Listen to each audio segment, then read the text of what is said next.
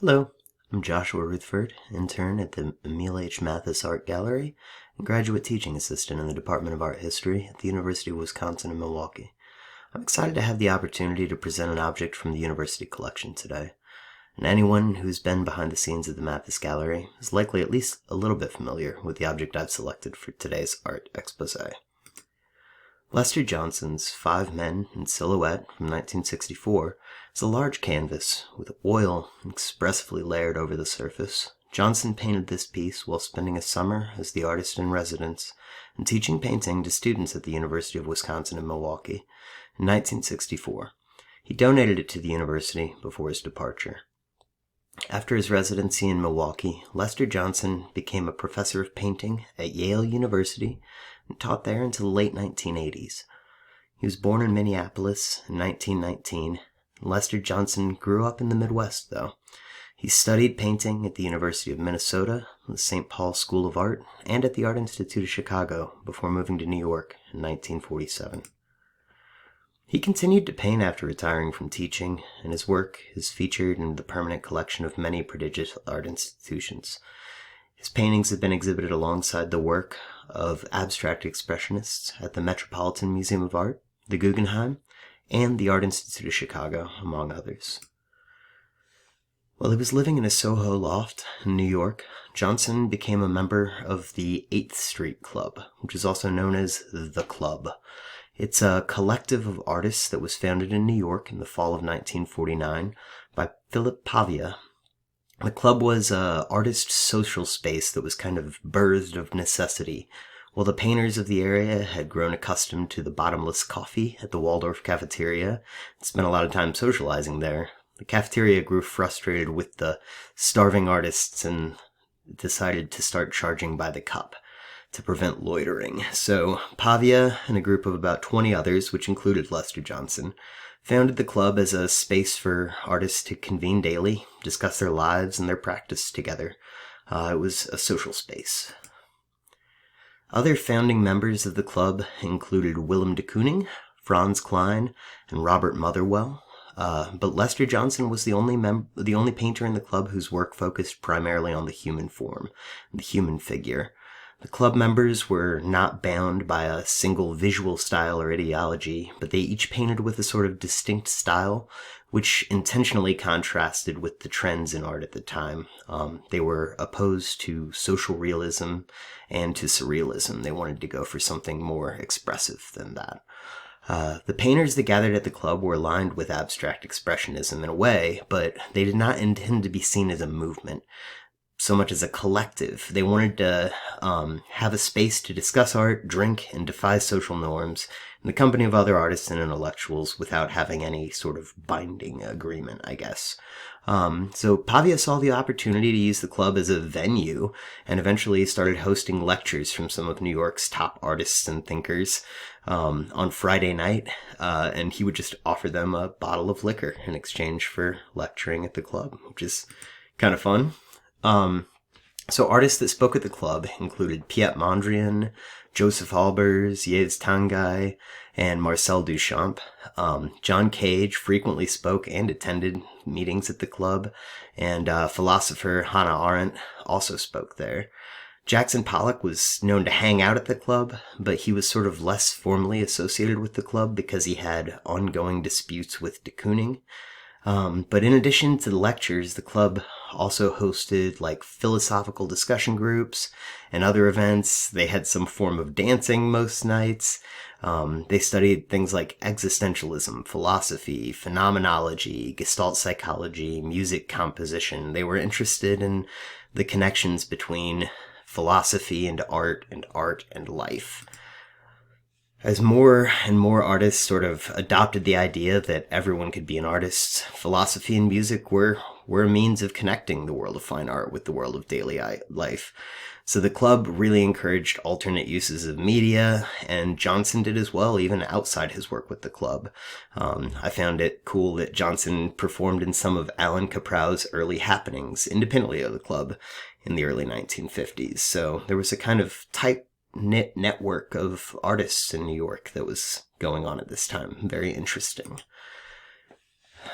because Pollock was championed by Clement Greenberg and de Kooning by Harold Rosenberg, the two kind of big art critics of the time, they were seen as stylistically pitted against each other, and as I mentioned earlier, they had a bit of a rivalry as a result of this.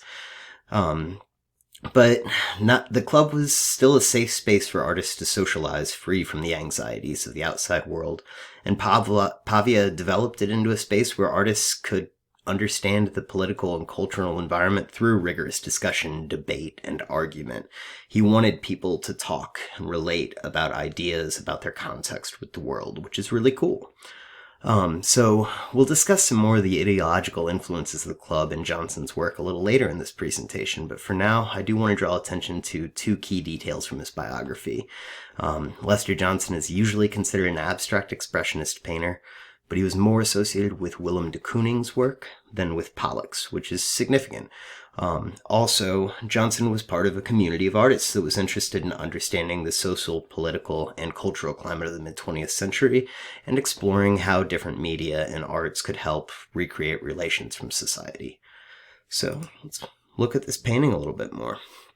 This painting's huge. It's 52 by 68 inches, around there. Textured white background kind of contrasts sharply with the figures in a way that it kind of makes them appear as though they're in motion. The perspective's a little bit off. The darkness of the figures makes this even more difficult to sort of distinguish their placement in the composition. The figures are looking at us dead on, but the arrangement's kind of got this illusory sense of perspective. Are they walking with 3 men in the front row and 2 men behind them, or are they kind of staggered like they're walking down the street in a crowd? The bodies are rendered dark. There's not really a merger between the bodies. It's this depth of black in the visual field in the bottom that enhances this sense of perspective. The faces are kind of rendered in a slightly greenish hue. There's a little blue in certain spots of the canvas, but that's the only real color that's coming through.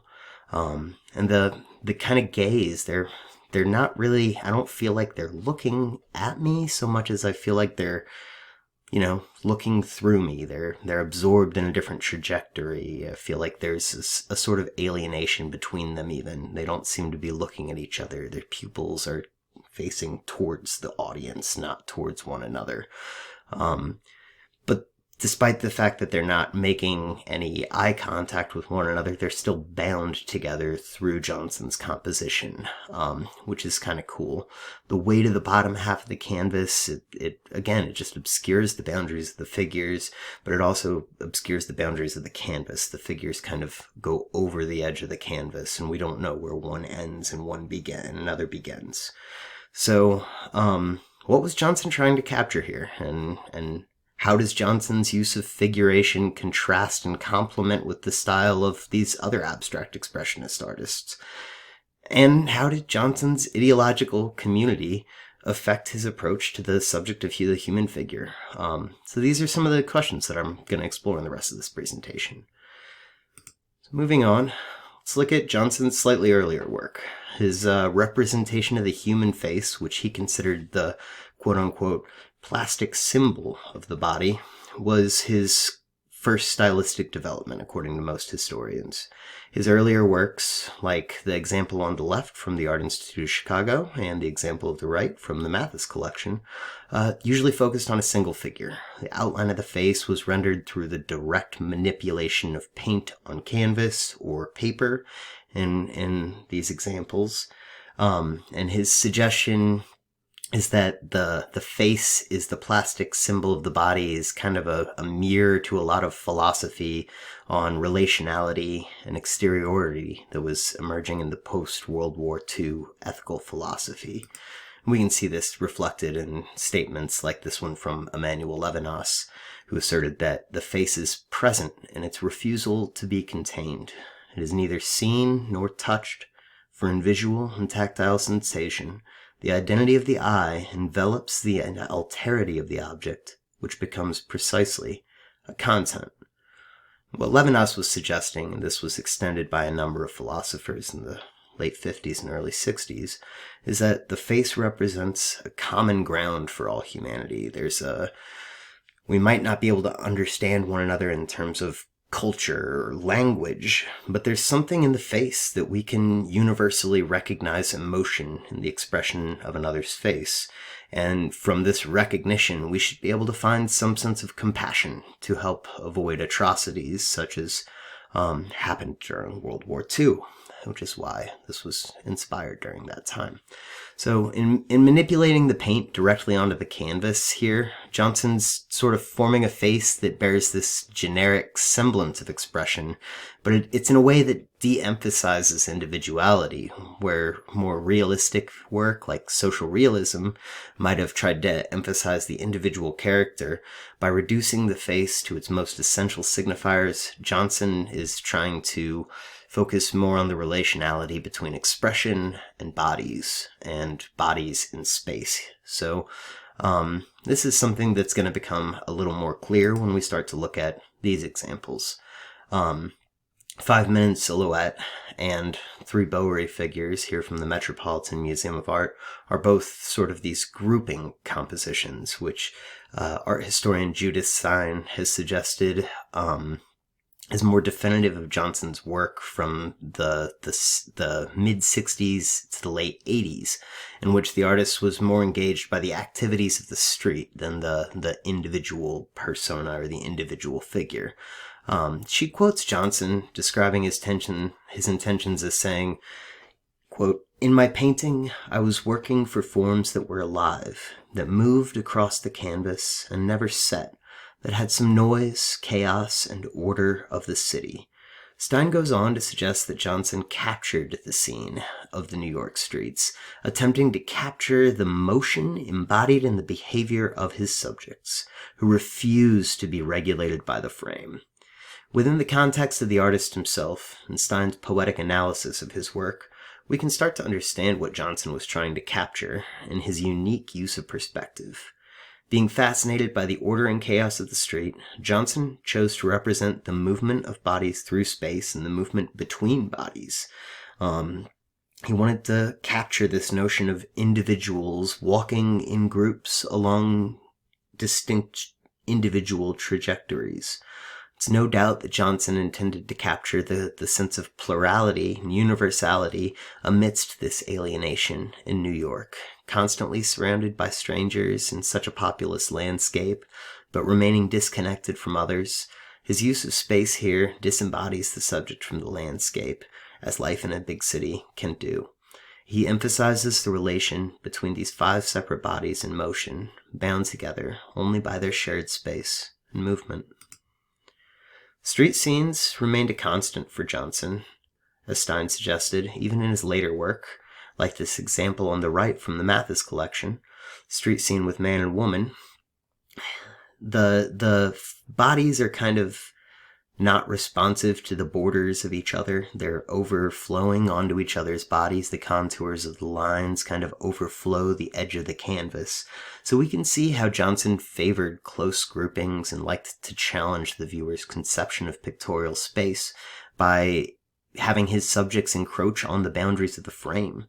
While his earlier examples from the Mathis collection, like the individual figures that we looked at, can help us better understand 5-minute silhouette, as this later example can as well, I believe that the style of composition used in 5-minute silhouette is kind of Johnson's peak in the abstract expressionist style, and can really help us understand how abstract expressionists were responding to the idea of relationality. So in consideration of the philosophical interests of the club and the ongoing conversations regarding different styles of abstract expressionism, not only was Johnson making his intervention on the alienation of individualism, but his painting can also help us better understand the connection and the ideological differences between Pollock and de Kooning's styles. The textbook narrative of abstract expressionism generally focuses heavily on Jackson Pollock, action painting, and Greenberg's conception of a new avant-garde whose understanding of the relationship between artist and materiality had been violently changed along with the nature of modern warfare, following the dropping of atomic bombs on Hiroshima and Nagasaki. As Valerie Hellenstein, a curator from the Metropolitan Museum of Art, has suggested, The period in which the club was active, though, also coincided with the emergence of Cold War politics. So, in addition to this sort of sense of destruction, there was also a political economy in which rugged individualism was championed, and individual values were to be modeled on self-sufficiency. This was being showcased on the global stage to show how Americans were able to live these private lives as individuals, and attempts to undermine communist revolutions. This all ties in with McCarthyism and all of that. So amidst this kind of bifurcated affective landscape torn between the violence of World War II and the individualization of the Cold War, Hellenstein suggests that the artists of the club were focused on forms of philosophy which could provide some sense of universal understanding of humanity. While the group was comprised of many World War II veterans, and they all stood in opposition to communism, they were still interested in the notion of collectivity and wanted to study concepts like Bergson's vitalism, Heidegger's Dasein, and Gestalt psychology to kind of understand the relationship between violence and materiality in modern society. So these artists explored the ways that human bodies are connected through the senses rather than through language. And de Kooning and the artists in the club kind of tried to steer away from violence and focus more on this sensory aspect. So de Kooning's vibrant paintings are like this example excavation from the Art Institute. They have these subtle hues of color that are mixed into these dense fields of line work and negative space, but they allude to this interconnected of the sensual and the experience of the sublime. So de Kooning is trying to represent some of the relationality between the senses and bodies and how sensory movement might be depicted in pictorial form. But Johnson is trying to capture something different. So how was Johnson capturing the sort of relationality of being in his work? So let's stick with let's return one more time to Judith Stein's essay. In the end of her essay, she concludes with this line: "As a painter and as a teacher, Lester Johnson embodies the energy which remains his underlying theme. By universalizing the human form, Johnson quietly asserts the commonality of human experience, the likeness of things unlike," quote. Remembering the intention of capturing the motion of bodies moving in the street, we can start to understand Johnson's painting as a sort of mediation on relationality. So while these bodies, alike in their common humanity but separate in their individual trajectories, they move together as a mass here. They're seemingly ambivalent towards one another. There's simultaneously a group and, several individuals. Johnson's painting captures this social tendency towards self-alienation, but I think his intention was in capturing the aspect of social relations and to draw attention to it. He was interested in the Cold War economy. He was interested in the notion of individuality, but he was equally interested in the notion of collectivity.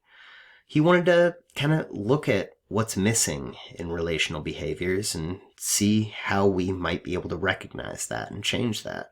So while Pollock's work reflected on the violence and destruction of materiality, and de Kooning's paintings reflected on the sort of interconnectedness of sensory experience, Johnson's sort of figurative expressionist style can help us connect the abstraction of sensory materiality with this individualism of the Cold War politics.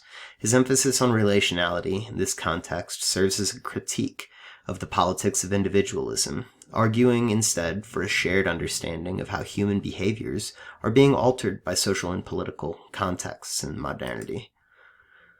So how did the collectivity of the club affect the style of participating artists? What was the motive behind the collective?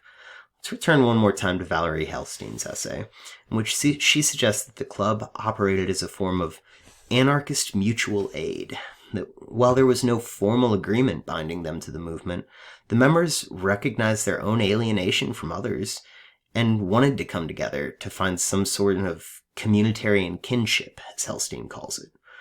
Effectively, the members of the club, while ideologically opposed in many respects, and even straight up argumentative in many respects, They felt the need to come together, support one another, and care for each other. The collectivity was born out of a need for compassion for the individuals that perhaps didn't have families or perhaps lacked a network of understanding and a network of support. They wanted to find a way of supporting one another in such an individualizing economy.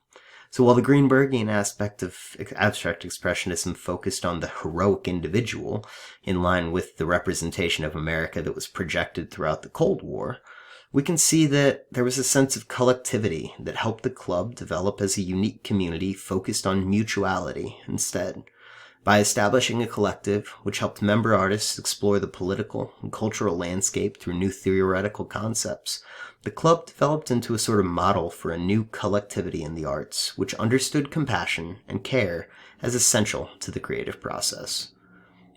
While desiring to remain free from the restrictions of a stylistic movement, the members of the club supported one another's continued development as artists and sort of developed the framework for each other to create this socially focused work. Rather than being focused on the object, as Greenberg was, the ideological foundations of the club were more interested in underscoring the shared nature of sensual and relational aspects of humanity, and the collective effort to better understand and reflect the social and political consciousness of the mid-20th century in their work can be seen in the start of this period. So while the artists in the club were not concerned with guaranteeing social change, they mark a departure from the more figurative compositions in which the representational avoids the political. These are trying to broach the political. They're trying to find a way to approach the political. The artists of the club built a shared ideological network and devised new ways of presenting contemporary social issues in their compositions, and helped the artists develop a theoretical framework that could help them better represent themselves to critics. So through his involvement with the club, Johnson found a way that he could represent the shared human nature that Cold War politics had suppressed, but because of his donation to the university, I've also had the honor of presenting this with you today. So thank you very much for your time.